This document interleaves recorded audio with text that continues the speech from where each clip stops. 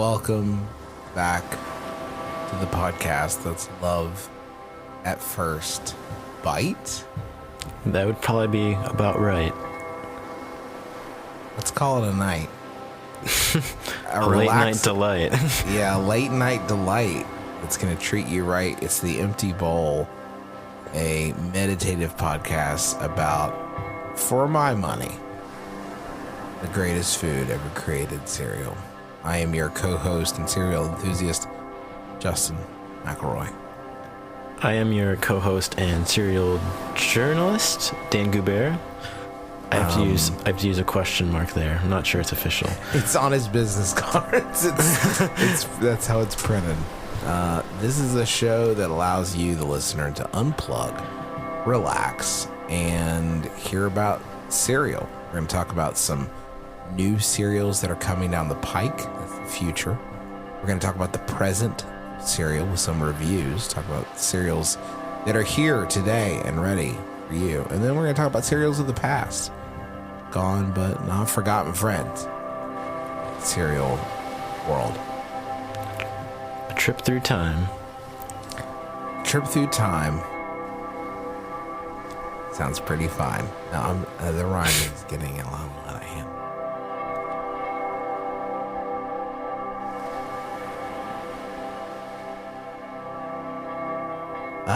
Dan, I would love to hear about, I'm very much looking forward to our review segment this week, but I am going to show a lot of restraint and instead ask you, what are some of the new cereals that are headed our way? So yeah, there have been more than a few sort of late bloomers in the new cereal season. As spring sort of approaches, it goes from a lull after the start of the year hype. So things were a bit slower, but we did get some random news about two new Kellogg cereals. One of them being Birthday Cake Fruit Loops, which we already had in Canada for their country's birthday, but are now coming to America. But now they look more like sort of... if you recall, the Canadian Birthday Cake Fruit Loops are just like little red rings with little white sprinkles.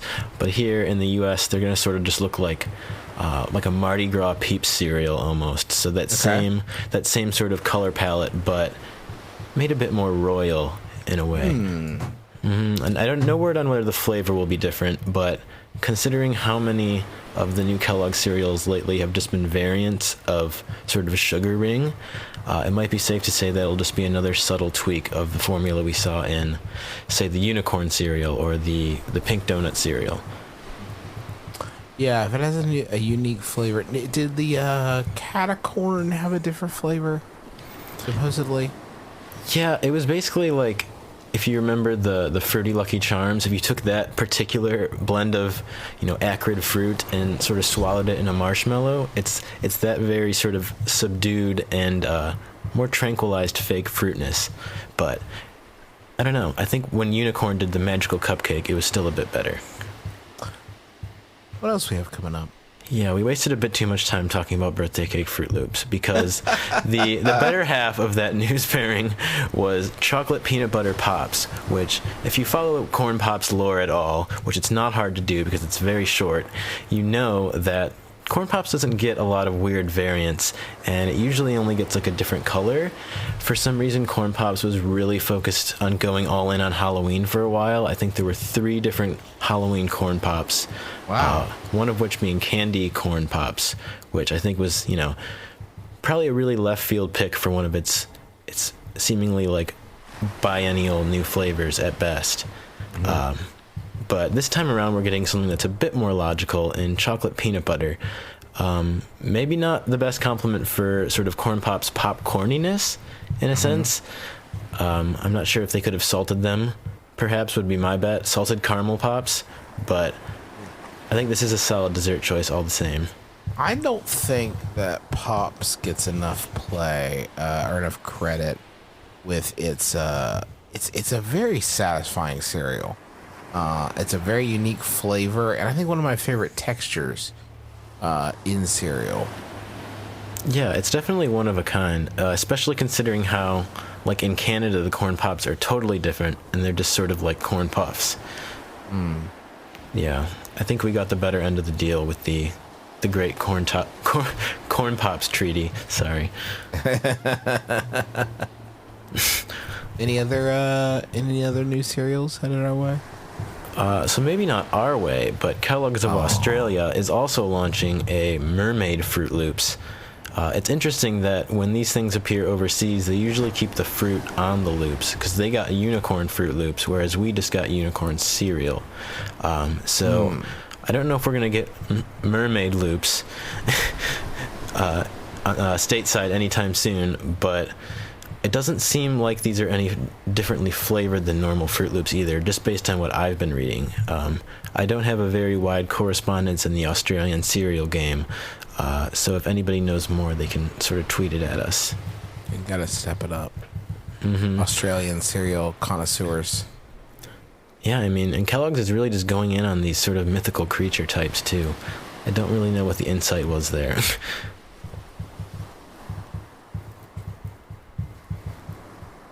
I'm sorry, Dan. I can't wait anymore to get into the reviews for this week, because this week you and I have both eaten honey bunches of oats, chicken and waffles, and maple bacon donut.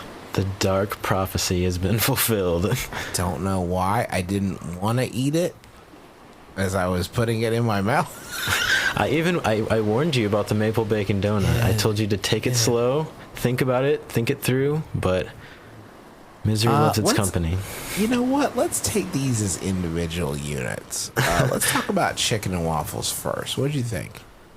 So I was pretty receptive towards this cereal. I wanted to like it a lot from the start because it has those clear waffle crisp pieces in there. I knew from the start it was indisputably them, probably sort of a holdover stock from when it was discontinued. But it seems like that's an easier pairing to balance in cereal form, and I think they pulled that off very well, and that the final product kind of just tastes, to me at least, like barbecue waffle crisps, or sort of like, twangy down home country baked home fried waffle crisp. What was your thoughts on it? Yeah, it's less like it's hard to bet. It's less like you get the chicken flavor and more like you get the grease of a fried on a griddle sort of pancake, that kind of the little bit of undercurrent of savoriness that you sometimes get from that.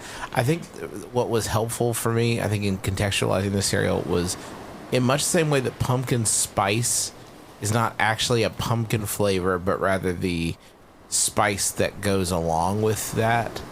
Sure. Pumpkin pie. I think that the chickenness of chicken and waffles is much more about the fat and salt flavors that go along with chicken, rather than any sort of umami chickenness. And I liked it. You know what? Interestingly, my main sort of problem with the cereal, and this, you could probably actually speak to this and whether this is a waffle crisp holdover, but those waffle pieces just lost their structural integrity really quickly, and those and the flakes turned mushier a lot quicker than I would have liked, and I think made it just slightly less palatable because of the mushiness.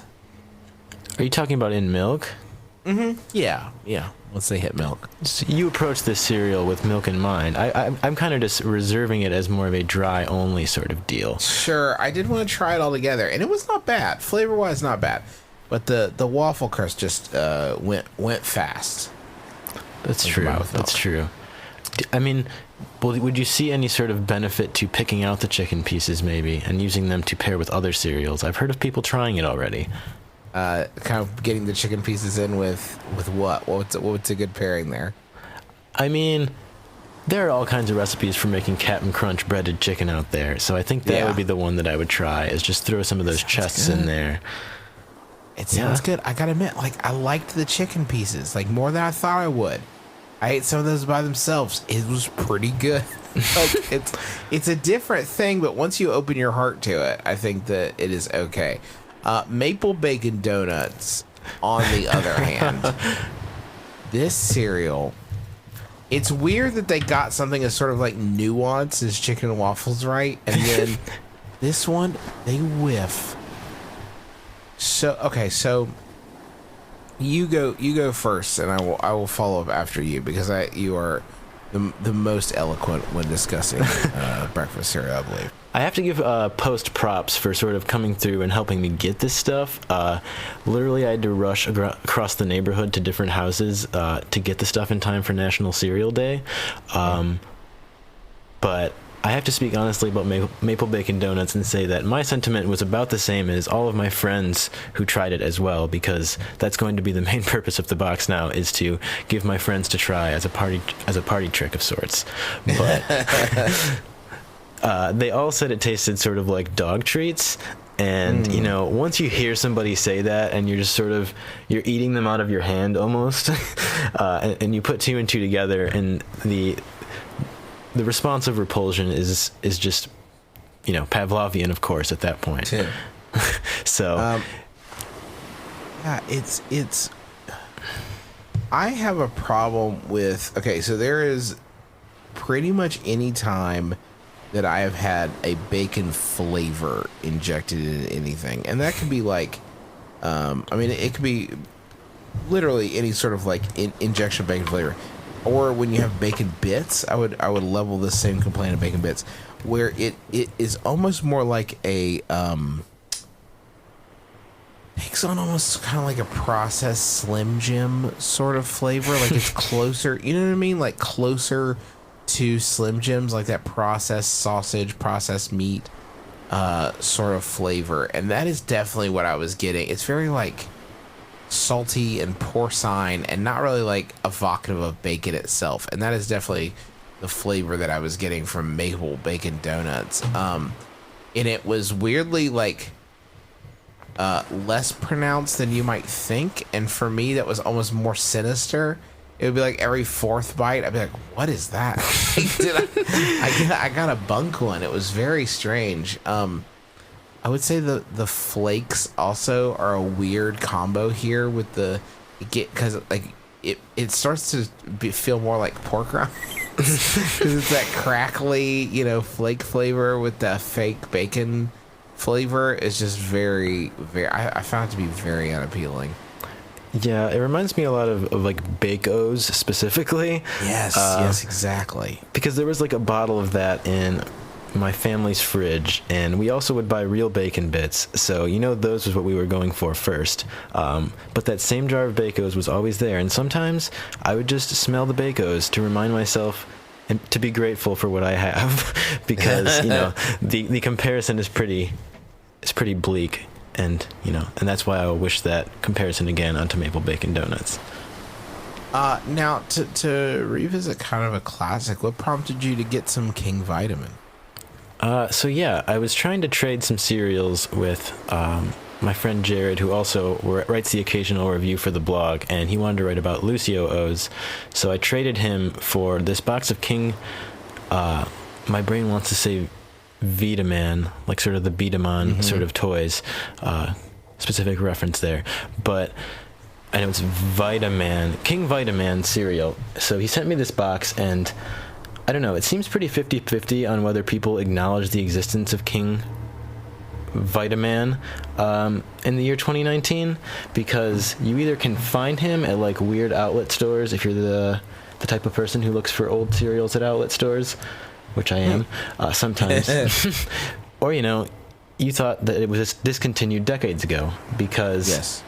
It was kind of in its prime, I believe, in the 70s. There were 3 different King Vitamen, I guess, so to speak. There was one animated one who was pretty sort of modest compared to the current iteration, who's more wizardly. And in between those was, of course, the live-action King Vitaman, who... I love that cat. You know, a lot more people were fond of him. He was a very cult, well-remembered figure, cult classic figure. So... basically, if you haven't had King Vitaman. This is really throwing me off, by the way, having to pause every time. It's going to slip out, folks, so please don't correct me. So the weird thing about King Vitaman cereal is that it just tastes like Cap'n Crunch with like half the sugar. So like the LaCroix of Cap'n Crunch, one-to-one comparison, if you can imagine that. It's good. It's like way pointier than Cap'n Crunch, so if you can imagine it hurting the roof of your mouth even more. He's an authoritarian ruler of sorts. But I think what really sold me on this box of King Vitaman cereal is that the side of it has King Vitaman's Court of Riddles, and I think I need to walk you through these just really quick, if you don't mind. Yes, please. I insist. There's a cadence to the answers that just sort of takes me somewhere else. But first of all, what time was it when the king's feet hurt?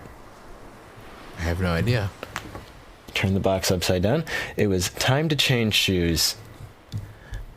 It gets better. It gets better. It doesn't. It can't. Which of King Vitaman's cereal? Yes, you've got this, Dan. You've got this. Which of King Vitaman's knights weighs 300 pounds? I don't know. Sir Lunch-a-Lot. That's a riddle. You're Not supposed to a riddle. solve that with your intellect.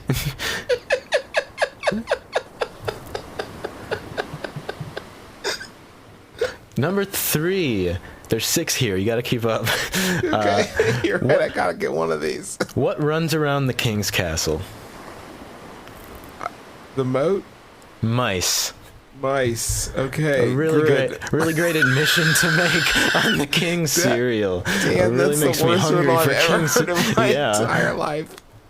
Okay, now here's my personal favorite. It's a tough one, so think carefully. Number 4. What's the king's favorite cereal? King Vitaman. It's King Vitaman. They just shoved an advertisement for their own cereal on the side of the box that you already bought. In no way a riddle. So number 5, how much cereal does the kingdom eat each day? I don't know. A moat load. A moat load. Okay, so now we're gonna talk about moats. Yeah, it's interesting pacing. So we finished strong with what's the king's favorite sporting event? I don't know. Dragon racing. That one just baffles me perhaps the most because there's nothing there. No basis for that at all. At all. No basis. So yes, King Vitaman cereal is very much an exercise in obscure absurdism for breakfast lovers out there. That's rough. That's honestly rough. I would love, Dan, if you could take a moment to talk to me about cereal myths. Yeah, I didn't expect to be doing so many cereal myths, but these strange and interesting stories from cereals past keep cropping up. So I wanted to talk about a not really that mysterious cereal that cropped up on Reddit recently, and that is the Transformers cereal from, I believe it was the mid-1980s that was not released. So I was stumbling on the cereal subreddit. Have you ever been on there before, by the way? No, I'm subscribing as we speak. It's kind of like this weird lawless land of cereal fandom where like the very highbrow cereal humor and sometimes the lowbrow just sort of intermingle in this community that's, you know, just global cereal lovers expressing themselves very freely. So I'd recommend it. But on here I found a story that read, met the R&D lead of Ghostbuster and The Legend of Zelda cereal last night at a bar. This is by eRock1, by the way. So he says, I was sitting at a bar in Wisconsin after a long day of working on a business trip. A guy starts to talk to me. We talk about our jobs. He explains he is a processing food engineer. He makes sure new food startup lines go as they should.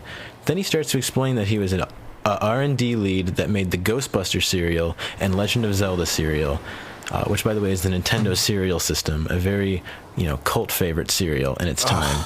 What a classic. So he goes on to say that the man at the bar, he had neat details on how they used to clean the Ghostbuster dye with dental floss. Production room hack, I guess. Yes, sir. If you remember, that's sort of like you go from the mailroom to that gig.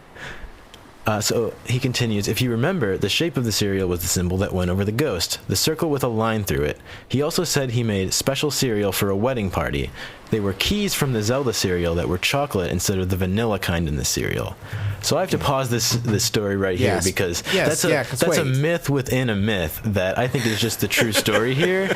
If there were any chance of me ever finding out anything about this beyond just this one obscure story of some guy who could have been making all this up, that would have been a great story to leave on the internet. But what a wild pull, though. I mean, if he is making it up, and I thought the Nintendo cereal system wasn't it all fruit?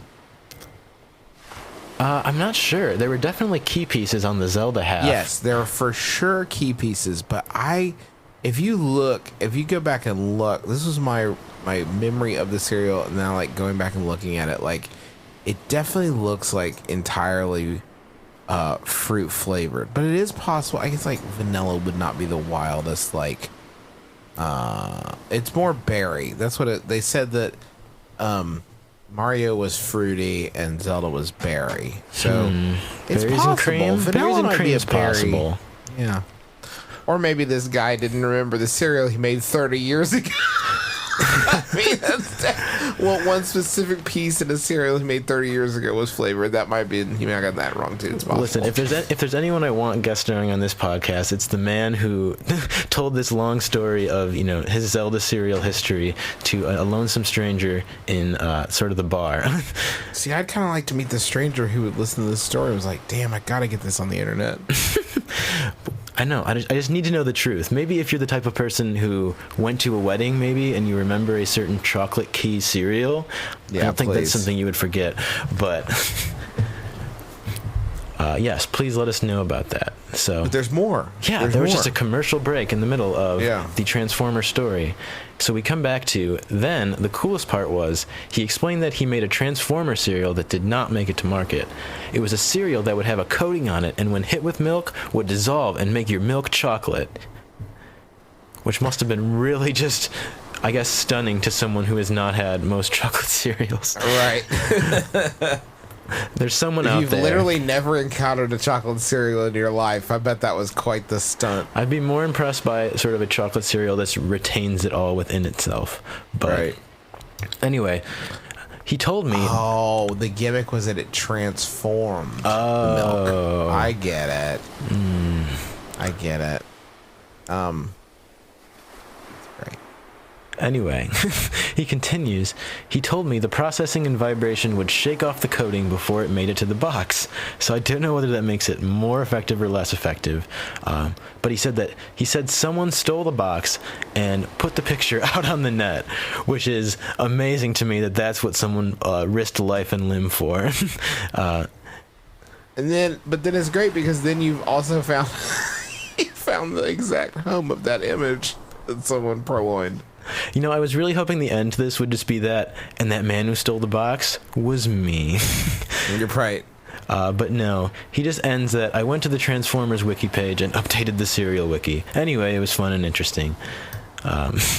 So the Transformers page, I think the wiki there is called the Samwhat wiki. Great Transformers joke. In the movie Transformers. I do want to point out one more thing about Transformers cereal, if we may. Please. How boring it looks. How the pieces look like Raisinets. Yeah. They're not in any way inspiring. Sort of just like withered Cocoa Puffs, in a sense. Brutal. But if you go to sort of the Mr. Breakfast page on there, I really like what Mr. Breakfast put together for this. He says, if this cereal had actually gone into production, our listing for the cereal would look something like this, based solely on the test box produced. And he writes, on the box, a half-truck/half robot character, known to Transformers fans as Optimus Prime, is shown holding a gun to a bowl of the cereal, alluding to the idea that the Transformer character might be responsible in some way for transforming ordinary milk into chocolate milk. It's also possible that the character's gun shoots round chocolate cereal pieces. The narrative behind the image is unclear. Okay. So, I think that really says all you need to know about Transformers cereal. Thank you so much, Dan, for all of the cereal information you have related to us. I'm extremely excited about all the cereals coming down the pike. I'm excited that I left my boxes of honey bunches of oats over at my in-laws, so I don't have to stress about it anymore. They liked them. It's really the kind of cereal to pass along to friends and say, "Here, I don't know, you try this. What do you make of it?" It's a family heirloom eventually. Yeah. What else can people expect to find at cerealously.net currently? We're spotting a lot of the returning favorites this year, the Reese's Puffs Bunnies, which are coming for Easter. And we're also getting in sort of some fascinating news about Lucky Charms doing another all marshmallows box giveaway, if you remember when they did that before. So I'm going to try and get my hands on another one. I've gotten my fair share of all marshmallow boxes in the past, and I'm looking to expand the lineage. The Breaking Bad thing that is coming to FYE, wherever on Earth FYE still exists. Is that all marshmallows? Is that the idea? I think so. They're supposed to be the blue sky marshmallows, but it's like a pretty high amount of money just for sort of the cereal box marshmallows. I approve of the concept. I mean, we're a little bit ways away from Breaking Bad airing, so I don't know where this spark of creativity came from, but yeah, if that's sort of your scene to put blue marshmallows in every other cereal, you can shell out I think it's like $10 to $12. Sheesh. Well, thank you so much, Dan, for joining us. Thanks to you for listening. If you want to support the show, we would really appreciate that. Just head over to bowl.rest and you can sponsor our show there. Kick it in 99 cents a month just to say, hey, I like this and I would like to keep this going. It helps to run seriously, and it helps to fill the shelves of a food bank here in Huntington, West Virginia. So you can really feel good about that. Bowl.rest is where you can go to do that. Your money is putting cereal on shelves. Yep. In more ways than one. And, exactly. And if you can't spring for the cash, maybe you could leave us a review on iTunes or a subscription, or pass the link along to friends. We sure appreciate it. That is going to do it for us, though. My name is Justin McElroy for Dan Goubert. Thank you for listening to The Empty Bowl. And as always, don't forget to drink the milk. Boy, in sync is tough. I will say that in sync. Doing it in sync is challenging.